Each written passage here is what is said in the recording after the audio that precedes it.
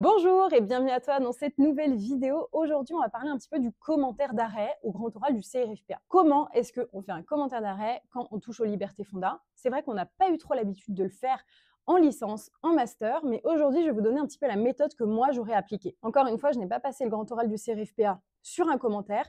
Pour autant, j'ai souvent révisé avec des étudiants qui avaient des épreuves autour du commentaire et donc je me suis entraînée aussi un petit peu sur le commentaire quand j'ai passé le grand oral du CRFPA. Avant que la vidéo débute, n'hésite pas à t'abonner à la chaîne YouTube, mais également sur Instagram, constance.mosnier. Alors, quand vous allez avoir votre commentaire d'arrêt, dans un premier temps, la chose à faire, c'est de le lire.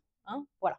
Ensuite, la technique du commentaire d'arrêt, vous oubliez un petit peu ce que vous avez vu précédemment en master, en licence. Aujourd'hui, vous mettez le réglage de votre cerveau en mode liberté fonda. Le but de l'exercice, c'est de montrer que vous avez compris les libertés fondamentales qui sont invoquées dans votre arrêt et de voir comment le juge a apprécié ces libertés fonda.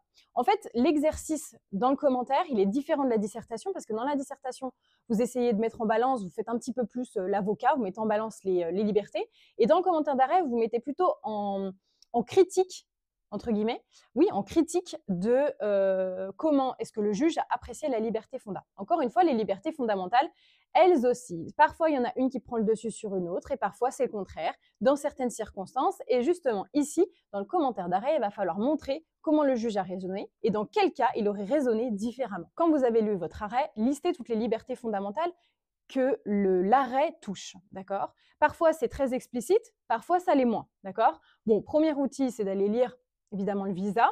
Deuxième outil, eh bien, c'est d'aller voir les situations dans les faits qui peuvent toucher à des libertés fondamentales précises. Liberté d'expression, liberté d'aller et venir, pas liberté sexuelle, enfin bref.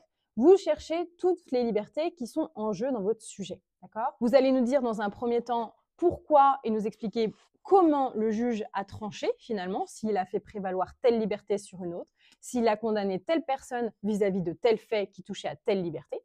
Et dans un deuxième temps, vous allez nous mettre les limites, c'est-à-dire dans quel cas, dans quelles petites circonstances supplémentaires le juge aurait finalement tranché complètement différemment, en mettant encore une fois en balance d'autres libertés fondamentales.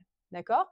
Imaginons, vous avez un arrêt qui permet de faire primer la liberté d'entreprendre dans le cadre eh bien, de l'état d'urgence sanitaire, puisqu'il y avait moins de possibilités de jouir de sa liberté d'aller et venir, il y avait certainement des atteintes à la liberté d'entreprendre.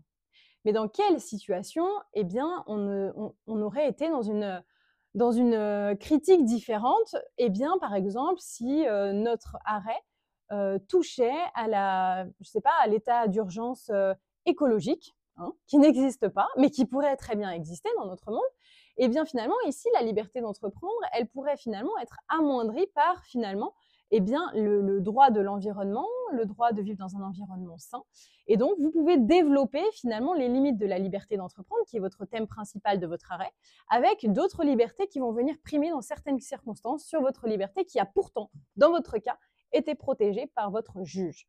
Donc finalement, le commentaire d'arrêt, ça vous demande vraiment de prendre du recul sur les libertés et ensuite d'aller chercher de quelle façon vous auriez pu coincer le juge finalement dans son étude, dans sa façon de raisonner et dans quelles petites circonstances le juge a tranché de cette façon.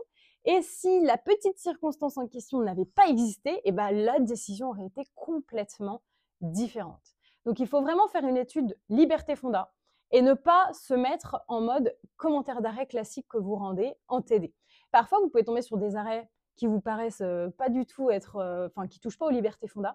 Si, il y a forcément des libertés fondamentales. À vous de prendre encore une fois votre DDHC, votre CESDH et d'aller regarder, d'aller relire chaque article pour essayer de trouver dans votre arrêt la liberté ou les libertés qui sont en cause. En tout cas, si vous avez des conseils à donner, n'hésitez pas à les mettre en commentaire. Je suis disponible évidemment sur Instagram, constance.mosnier, et je vous souhaite beaucoup de courage dans la révision du grand oral du CRFPA. À bientôt!